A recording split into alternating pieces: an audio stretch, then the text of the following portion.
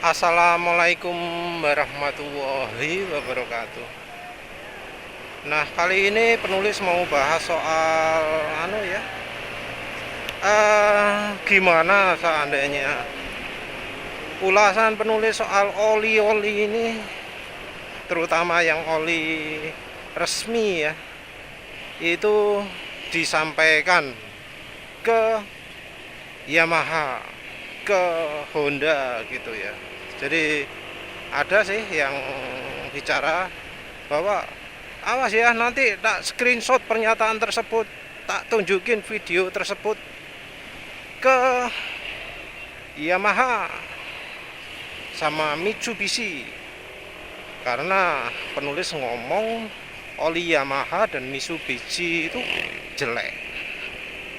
Jadi penulis nggak pernah nyoba oli Mitsubishi ya, tapi ya dengar-dengar cerita dari grupnya Ayla, grupnya mana wis lupa, itu nyoba oli Mitsubishi itu suara mesin kasar. Dan kalau ditelusuri, oli Mitsubishi itu yang 10W30 ternyata buatan Idemitsu. Nggak kaget ya kalau oli Idemitsu itu oli jelek.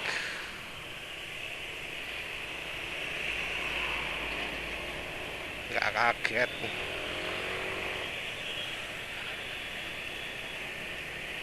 Nah, kalau dilaporin gimana? Silakan. Karena ya penulis itu malah tujuannya pingin agar pabrikan itu tahu bahwa oli mereka yang mereka rekomendasikan itu oli sampah. Kalau untuk Honda nggak usah lah usaha, karena penulis sudah pernah ketemu langsung dengan orang pusat Honda AHM, orang pusat ya, nggak sebut nama lah karena ya agak sungkan juga ya. Yang jelas penulis pernah ketemu sama orang pusat Honda. Ya ceritanya, aduh hujan, maaf penulis sudah lupa sampai mana tadi. Yang jelas penulis itu harapannya ada protes-protes kayak gitu bisa ditangani. Penulis sudah ketemu langsung dengan orang petinggi dari Honda ya. Ya orangnya biasa muncul ketika ada jumpa publik. Walau yang komentar orang yang kebetulan datang juga. Penulis sudah sampaikan bahwa oli Honda itu kurang layak pakai lah ya. Oh, apalagi MPX2. Tapi ya rupanya masih dianggap ringan sehingga nggak didengar.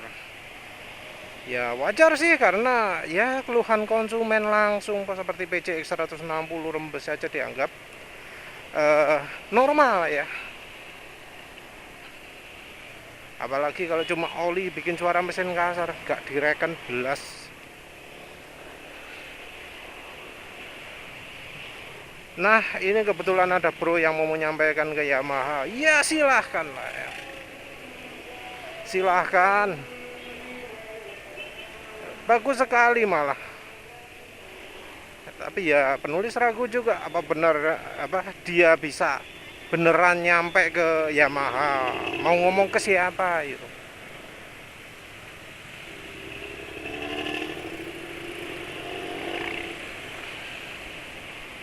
Dan seandainya pun bisa nyampe ke Yamaha, bisa ketemu langsung dengan orang Yamaha, penulis juga nggak yakin bakal ada tindak lanjut ya. Karena yang ketemu paling ya cuma ketemu sama customer service officer, CSO, ngomong kok dipotong-potong, ketemu customer service officer atau orang bagian public relationnya Yamaha ya, yang belum tentu bisa mengambil keputusan atau belum tentu punya suara dalam pengambilan keputusan di Yamaha. Bisa aja kan suara kayak gitu ditentukan langsung dari Yamaha Jepang. Gak peduli oli ini elek apa api, pokoknya ya iku. Oli terbaik walau kenyataannya merusak ya ya wes teruskan aja, nggak peduli. Kalau motor konsumen rusak kan beli lagi, beres konsumen apa? Nanti spare part kita laris, gitu ya. Entahlah wes. Pokoknya kalau soal nama baik, pabrikan Jepang itu kayaknya nggak peduli.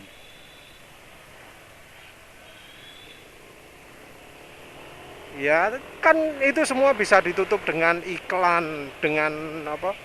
Eh, promosi-promosi dengan apa? Membayari orang untuk ngasih omongan. Oh enggak, motornya itu gini, motornya gini. Cukup. Itu sudah cukup untuk orang Indonesia. Orang Indonesia itu kan gampang ketipu, gampang ditipu. Cari tinggal banyak-banyakan suara. Orang Indonesia itu nggak kritis, nggak mikir. Ada iklan gitu ya, walau berbeda 180 derajat dari kenyataan. Kalau iklannya terus-terusan pasti bakal dipercaya juga. Orang Indonesia sifatnya seperti itu. Kalau ada orang ya sales ya ngaku, oh saya ini dari lulusan teknik mesin ini, saya waktu kuliah belajar ini, wos dipercaya semua. Ya dipikir yang kerja di pabrik oli itu levelnya malah lebih rendah dari yang sales itu. Maklum orang Indonesia seperti itu. Misalnya suspensi ya, ada ahli suspensi apa bukan ahli suspensi, orang jual suspensi ngomong wah gini hebat ini, paling enak ini, walau itu katanya titipan dari pabriknya, dari salesnya, percaya aja konsumen. Apalagi dibumbui, oh kalau begini tuh begini, diberi sedikit bumbuan fakta. Wes nggak usah gitulah, ajaran yang jelas-jelas ngawur tapi dituruti banyak orang itu apa? Dari safety riding. Padahal ya, yang safety ridingnya nggak pernah demokan, nggak pernah nunjukkan, nggak ada video sama sekali. Dia menunjukkan cara pengeremannya ya. Tapi gitu dipercaya. Dia anggap bahwa kalau apa ngerem itu darurat harus dikocok.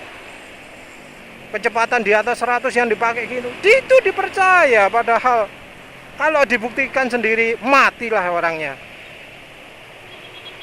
Tapi ya gitu tetap aja. Mungkin karena yang membantah sudah apa? Yang ingin apa jenenge? Ingin menunjukkan buktinya itu nggak sempat ngasih bantahan sudah mati duluan. Jadi yang membuktikan bahwa ini salah, ini lo tak buktikan salah, orangnya sudah mati duluan, sehingga ya akhirnya ajaran ngawurnya dari JDDC apa dari JDDC dan RDL itu akhirnya terus menerus diajarkan, padahal ajaran ngawur.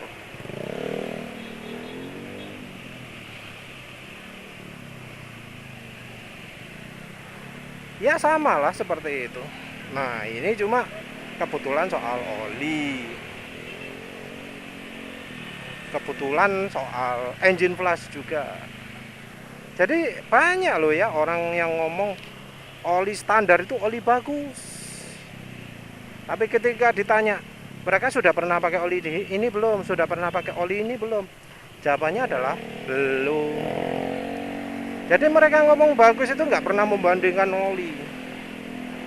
Makanya kalau sekali membandingkan oli misalnya ya, seringnya itu apa? Shell.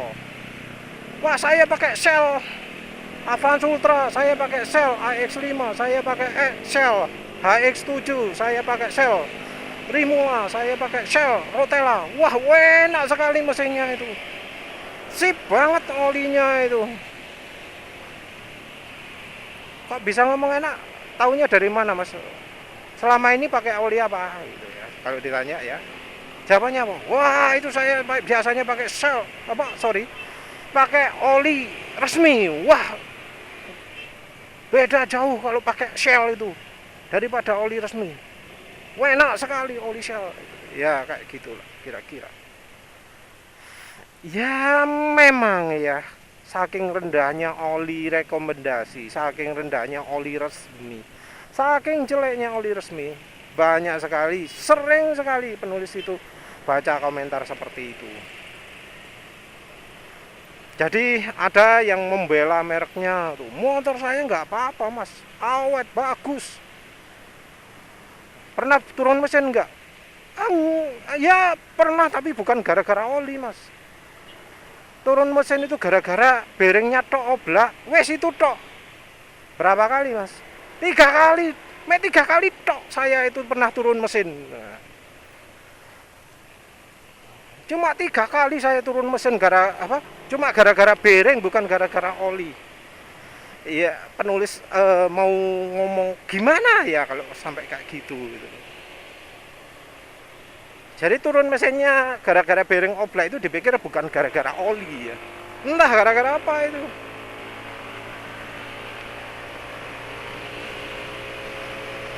Ya mau ngomong gimana coba nih. Motor penulis sebelum-sebelumnya itu yang apalagi Suzuki Spin gitu,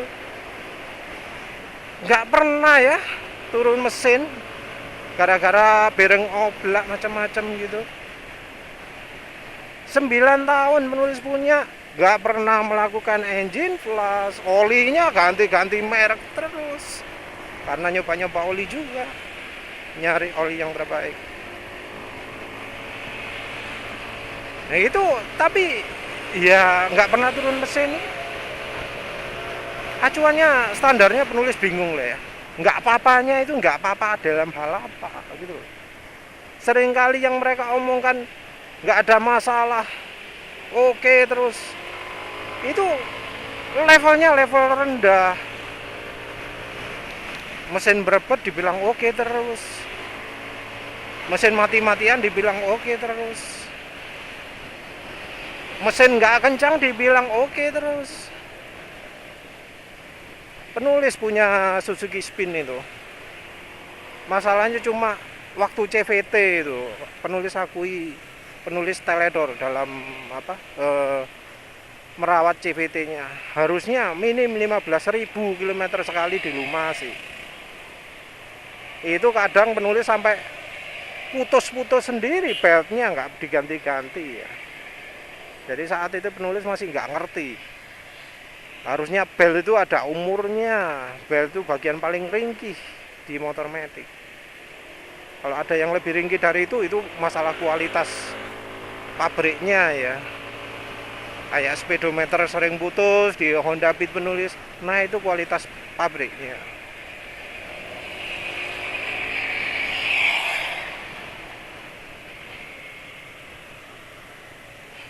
Nah itu Pak Hasan itu ya orangnya sih membantah, nggak mungkin lah dari pabrikan ngasih oli jelek, nggak mungkin lah oli dari yang direkomendasikan pabrikan jelek. Ya mereka mungkin nggak melek ya, nggak pernah melakukan perbandingan, buta dalam memilih barangnya.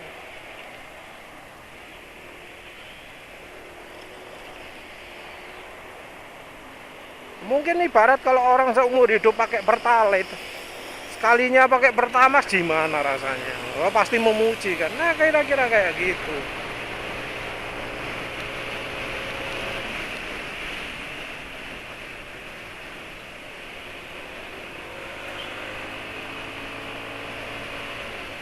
Maunya ya wis ya kayak gitulah ya. Penulis padahal cerita apa adanya. Penulis cerita apa? Terutama dari transmisinya NMAX ini loh. Penulis kan baca-baca di Kaskus ya. Baca-baca di Kaskus itu kok ada cerita motor baru 100 km dibuka transmisinya, olinya bisa sangat hitam, terus motornya katanya kelotak-kelotak gitu, ternyata bearingnya itu rusak.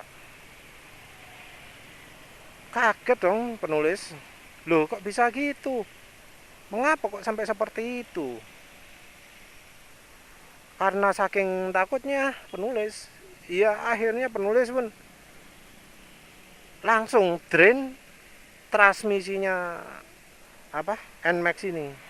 Dan ternyata ya penulis merasa beruntung sekali segera mengganti oli transmisi. Tapi sayangnya penulis bodoh sekali, nggak berpikir bahwa bisa jadi oli mesinnya juga kualitasnya sama hancurnya.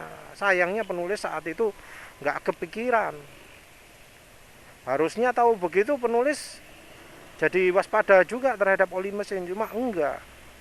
Jadi yang jelas saat itu sudah tahu bahwa oli transmisinya Yamaha itu kualitasnya jauh sekali di bawah standar, sehingga dipakai hanya dalam 200 km sudah hitam. 200 km itu ya sudah hitam oli bawaan.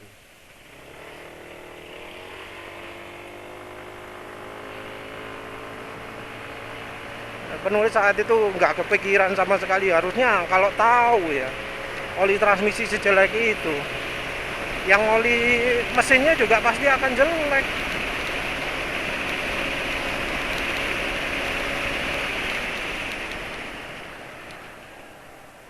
Ini performa sekarang ini agak aneh ya.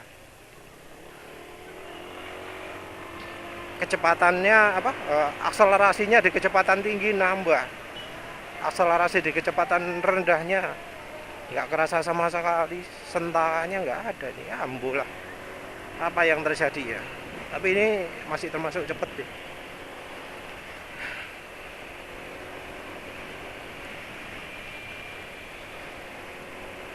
Iya penulis nggak nyangka lah ya oli mesin Yamaha Loop Supermatic itu sampai separah itu ya.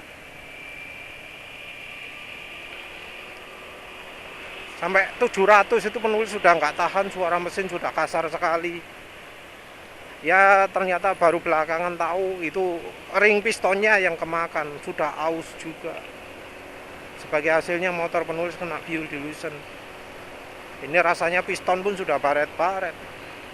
Bukan piston sih, pistonnya forget. Dinding silindernya itu mungkin yang baret-baret.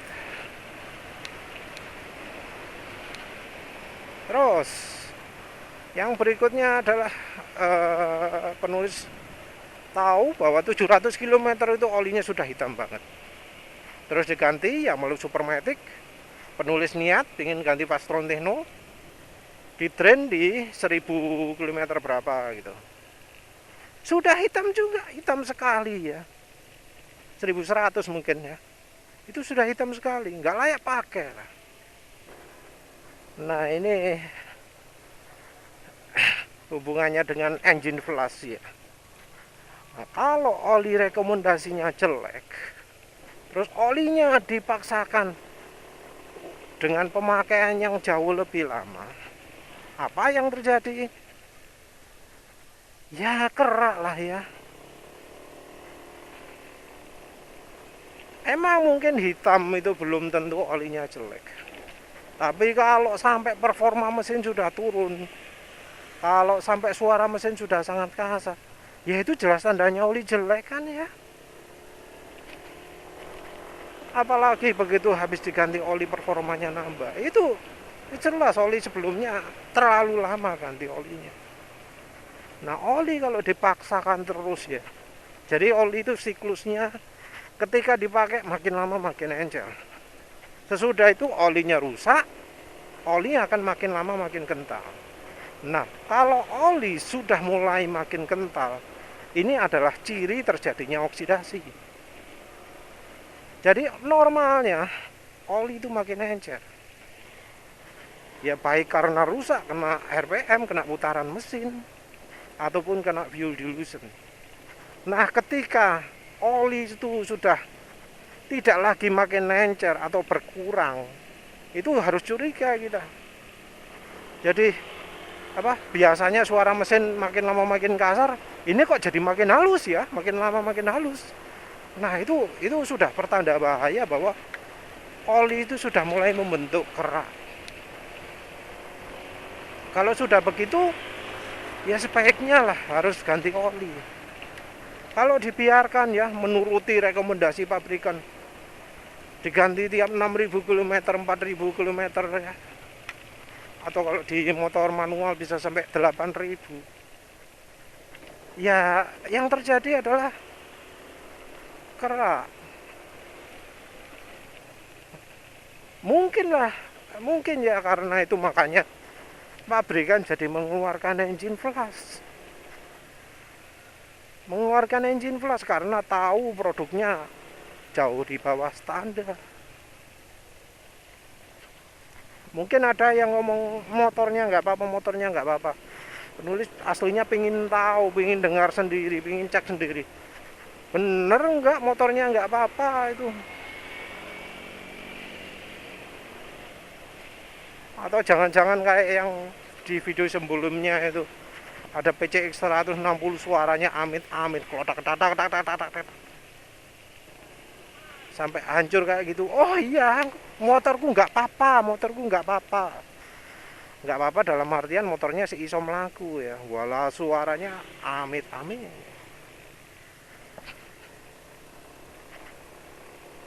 Susah kalau ada yang ngomong motorku nggak apa-apa. Motor bisa jalan dia bilang nggak apa-apa ya. Walau top speed sudah jauh lebih rendah dari normalnya, walau performa sudah turun, walau motor borosnya sudah 2 kali dari normalnya. Ya intinya kalau misalnya mau membela olinya ya, coba dah bandingkan dengan apa yang menganggap oli tersebut buruk. Jangan anggap oh terbaik. Coba dulu alternatifnya.